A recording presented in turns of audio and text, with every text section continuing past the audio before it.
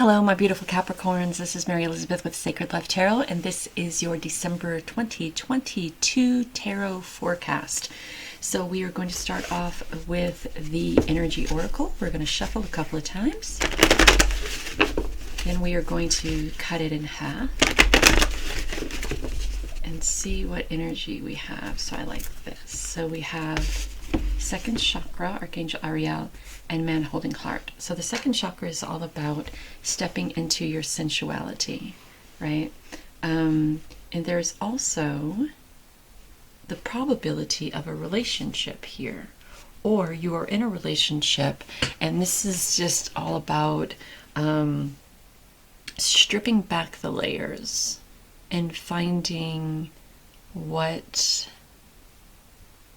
trips your trigger, what brings out that sensuality, that sexy side of you. Hold on one second. The second chakra also, it doesn't only resonate with sensuality and sexuality. It's also about emotions and creative expression. So if you're blocked or unbalanced, you're going to have a really hard time navigating a relationship, or trusting in a relationship, or be opening yourself up to the sensuality of the relationship, the intimate part of the relationship.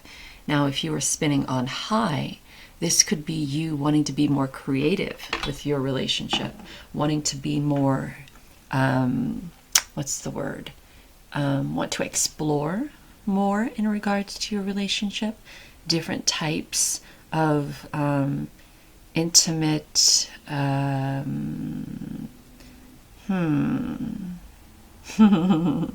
different types of foreplay, different types of positions, different types of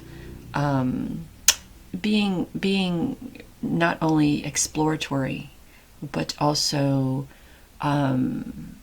open, right? I'm not saying open to other people. I'm just saying shaking things up a little bit and being open on how you express yourself and being creative with how you express your sensuality towards a partner and with your partner. Okay, there's that.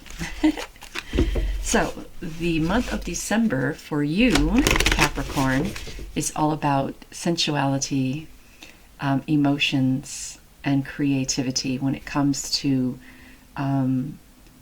being intimate with your partner, significant other, or in a intimate relationship. So the energy is sensuality, sexuality, feeling good in your body, feeling sensual in your body. And there's things, there's all sorts of things that we can do. Dance,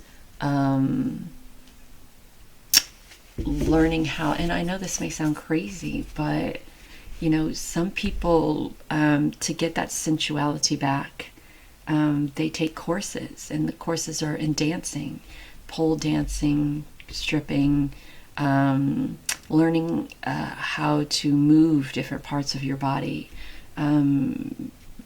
There's also meditation on how to get back the sensual part of who you are, how to step into your sexuality and sensuality and be more creative and out there with it, and not so hindered by past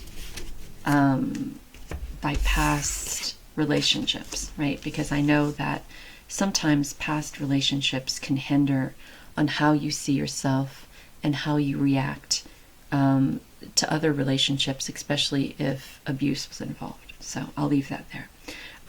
So angel of strength, angel of balance, door to spirit. So this is just pretty self-explanatory. So you're being guided to step into your strength and your courage, and step toward your relationship with Spirit and Source. And for some reason, this just popped in my head, that you can also have a sensual relationship with Spirit, right? Because when we accept Spirit as a whole, when we accept that divine feminine and the divine goddess as a whole, and we step into that role as goddess or divine feminine, we take on a whole new experience and a whole new meaning of what it is to be, I'm going to say, a woman. But then again, there's balancing that out as well, right? There's not sacrificing relationships, or sacrificing or ignoring things that you must do in your life in order to find this not only connection to Spirit, but also connection to the divine feminine within self. So there has to be a balance there. But there also has to be finding the strength and courage to be able to step into that role of divine goddess, or goddess divine, of that connection to Spirit, and allowing yourself to be in a place of peace, a place of desire, a place of individuality when it comes to your sensuality or sexuality. And I see this door opening, so it's like coming out of the closet. That's also kind of what I want to say, and that may be weird because we have Angel of Strength, Angel of Balance, and Door to Spirit, and I'm talking about coming out of the closet with your sensuality and your sexuality and your divine goddessness, but it's what I'm being guided to say, so it is what I will say. Coming out of the closet with who you truly are and who you truly desire to be, and that's okay. Do you. All right, so we have now our Crow Tarot. Loving yourself as well. It's a very important part of coming out of the closet with your sensuality and your divine goddessness, or your goddess divine, loving yourself as you're presenting yourself to the world as your true individual self in whatever form that is.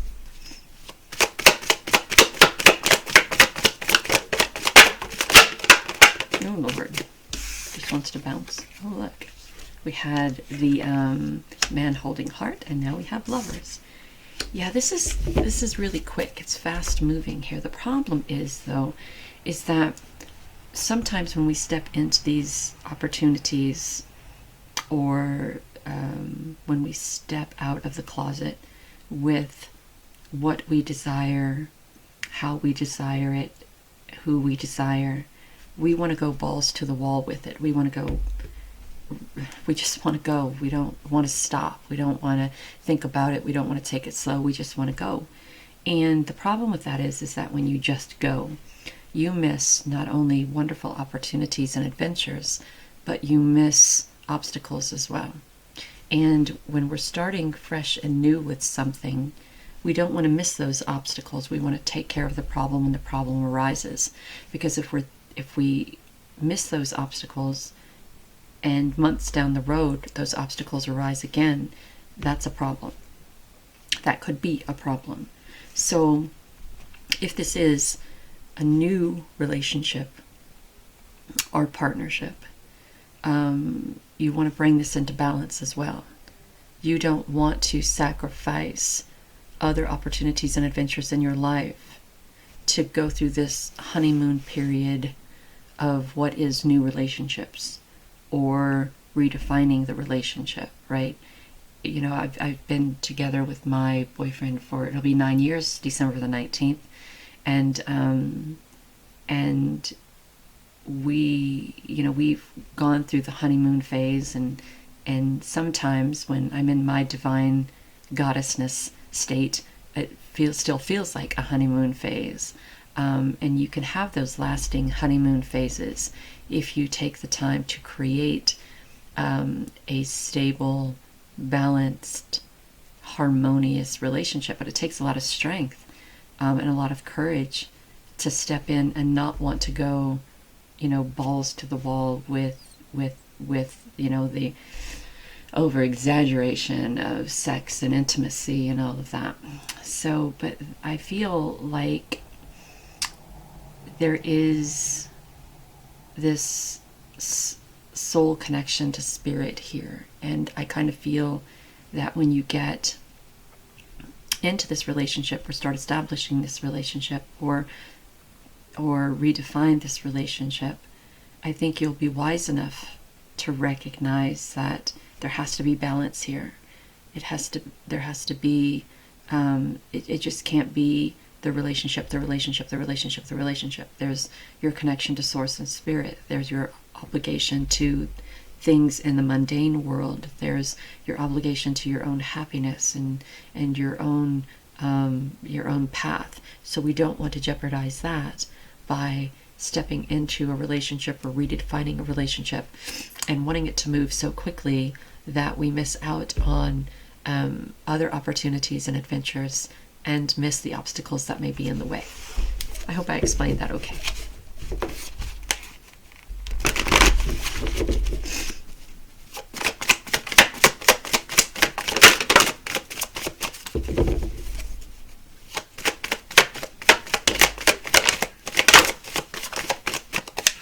Yeah, I'm happy this card came out because the Page of Cups is redefining how you associate with people, redefining how you see people, redefining how you not just associate with people, but connect with people, right? And this does have the opportunity of putting you into a time of emotional abundance and prosperity, having everything you want, need, and desire, right? But again, it can't be right out the gate full bore, right? There has to be a little bit of balance. There has to be a little bit of, you have to allow it to grow. It's not going to grow if you're doing the deed from the chandeliers like the first day, right? That somehow becomes a relationship of what you can do for me, as opposed to something that is long lasting and stable, right? So I think you're redefining and you're understanding that about not only yourself but relationships that you are in, a new way of associating, a new way of loving, a new way of expressing, a new way of expressing your sensuality, and a new way of expressing intimacy. And I think this way comes from more of a connection to the divine goddess within, as opposed to this human experience, right? And from that, you see all of this growth, emotional growth, spiritual growth, and abundance, physical growth, monetary growth as well. Yeah, there we are, balance again. So yeah, so recognizing the ebb and flow of it. Some days there'll be this intense passion, some days you'll be more connected to spirit and source, and the divine, or that intense passion will be the last thing. So again, we're coming back to balance. Again, we're recognizing the ebb and flow, the current, the wave, the tide, if you will. And it's okay to imagine or fantasize or daydream about your wants, needs, dreams, and desires. But be it in the physical or the spiritual, right? It's okay, but make sure you're not sacrificing other parts in your life as you're daydreaming about those wants, needs, and desires. It's good to daydream, but it's good to take those daydreams and expand them into reality. What do you want, right? Because after the Two of Wands, the Three of Wands is sitting on the precipice of something amazing, something creative, something that helps you grow. And this is also a period of growth as well. And I feel like it's very with the mountains in the background and the ups and downs of it all. I feel like it's a learning curve, a learning process for you. So let's see what our spell casting oracle has.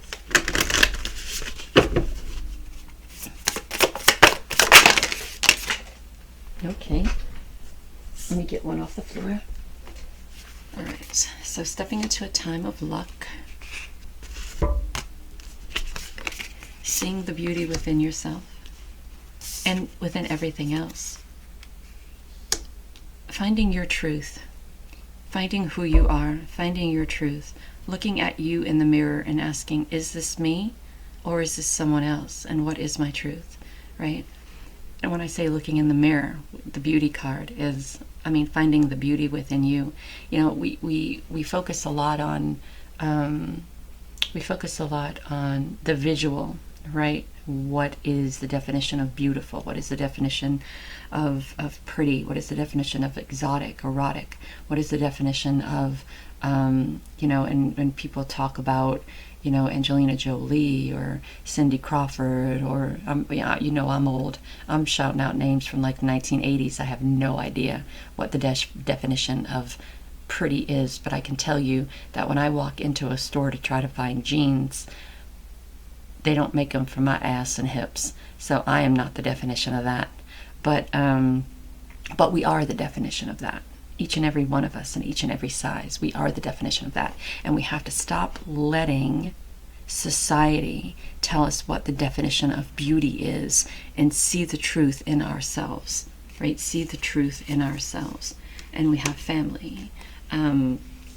So this could somehow affect the family dynamics, or affect your family, affect the size of your family, affect the family dynamics, affect how you associate with your significant other or other members of your family. Because when we step into that divine goddessness, when we step into the divine beauty of who we are, when we recognize our own truth and we go forward with it, be it your immediate family or your extended family, they have seen you one way for so long that when you start stepping into your truth, it's very difficult for people to recognize or to deal with it, right?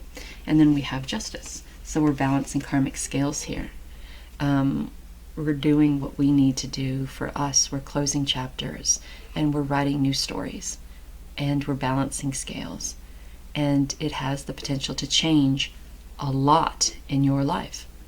From stepping out of the spiritual closet, to stepping out of the goddess divine closet, to stepping out of who you truly are closet, to accepting your beauty as you and not by societal standards, to seeing your truth, to associating with people differently, to being in balance, to finding the strength to do it all, and to daydream and to fantasize, but also recognize that you have to put in the work to get what you desire, to get what you want. You have to put, you can't be doubtful, you can't be insecure or uncertain. You have to be adamant when you're daydreaming, because if you're not adamant, then you're not in the Three of Wands position, which is next. You're not on that precipice of something amazing and beautiful and adventurous and wonderful opportunities, right?